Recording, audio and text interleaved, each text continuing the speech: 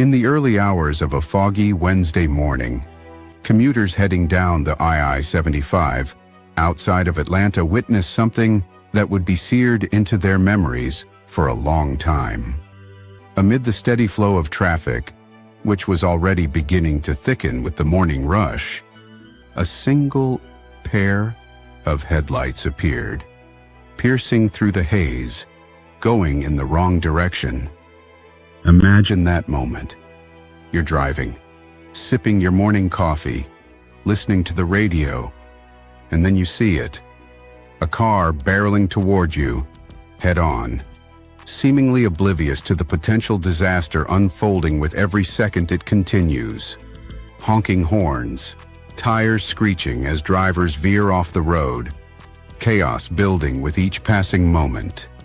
In that split second, every driver on that road felt their heart pound, their nerves fray. But what made this situation even stranger was that the car wasn't just a reckless driver weaving between lanes. No, this car was moving steadily, purposefully, almost like it was on a mission. The driver didn't seem to be in a panic, didn't look like someone who'd taken a wrong turn, and was desperately trying to course correct. It was as if the driver was fully aware of what they were doing and didn't care about the consequences.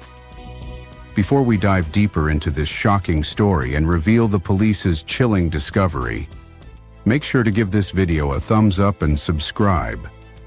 If you think this is wild, just wait till we uncover what was actually going on inside that car. You won't believe what the officers found. As word of the wrong-way driver spread, 911 calls started flooding the police dispatcher's line.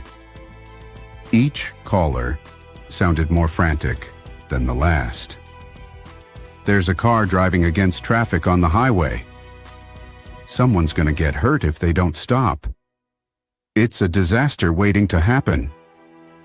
Within minutes, the authorities realized the situation was dire. This wasn't just another incident of a confused driver who could quickly pull over. This was something much, much worse. Patrol cars from the Georgia State Patrol and local police departments scrambled to reach the scene.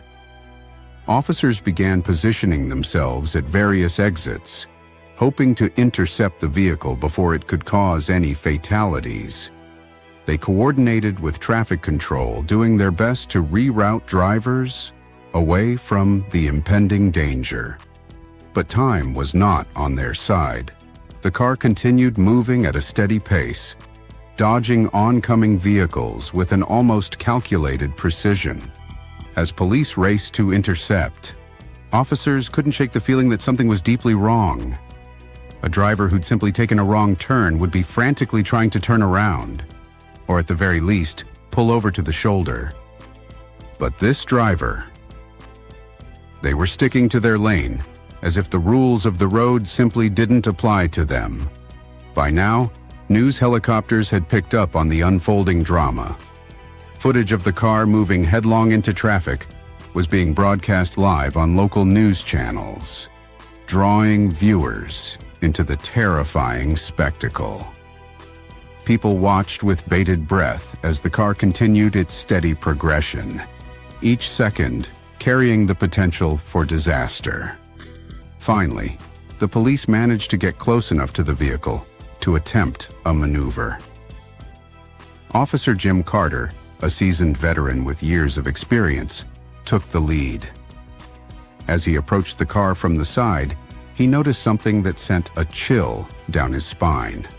The driver, a middle-aged man, was staring straight ahead, his face expressionless. His hands gripped the wheel tightly, his knuckles white. But he didn't make any eye contact with the officer, didn't acknowledge the blaring sirens or flashing lights around him. It was as if he was in a trance. Deciding they couldn't wait any longer, Officer Carter and his team initiated a rolling roadblock, a tactic to surround the car from all sides, forcing it to come to a halt.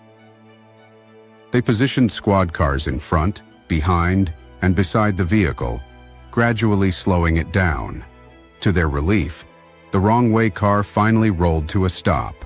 The officers cautiously approached, weapons drawn, unsure what to expect.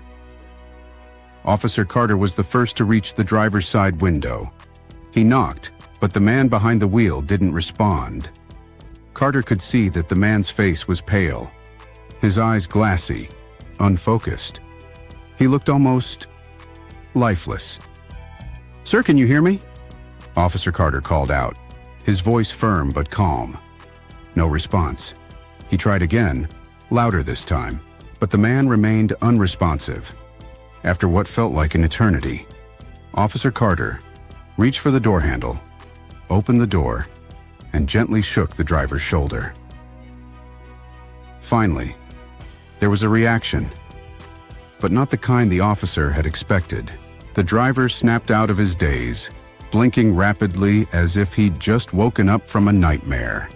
He looked around, clearly disoriented, and then, without warning, his body went limp, slumping forward over the steering wheel.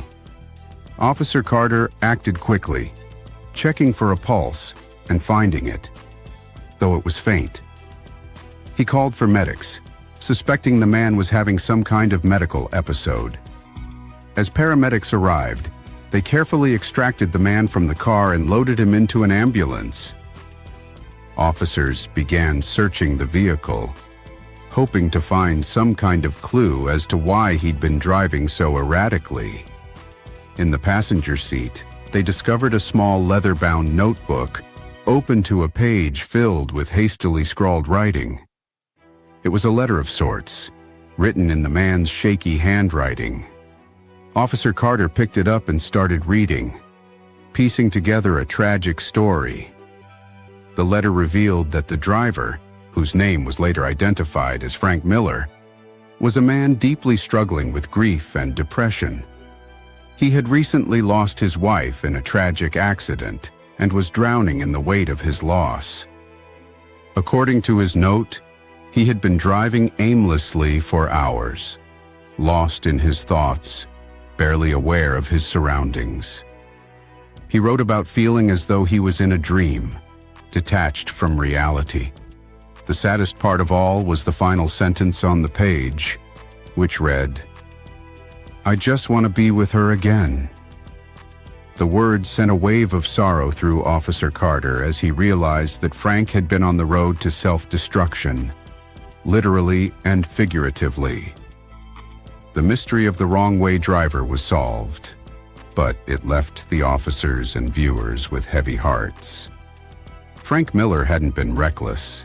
He was simply a man who'd lost his way, both on the road and in life. But here's where the story takes a powerful turn. At the hospital, Frank began to regain consciousness. The doctors, realizing the depth of his despair, took immediate steps to address his mental health. Officer Carter visited him a few days later, hoping to offer a listening ear. He shared with Frank the close call on the highway and the lives that were spared that day, including Frank's own. Frank, still visibly shaken, listened quietly, absorbing the reality of his actions. "Frank," Officer Carter said gently, "you don't have to go through this alone. There's help for people who feel like you do. There are people who care."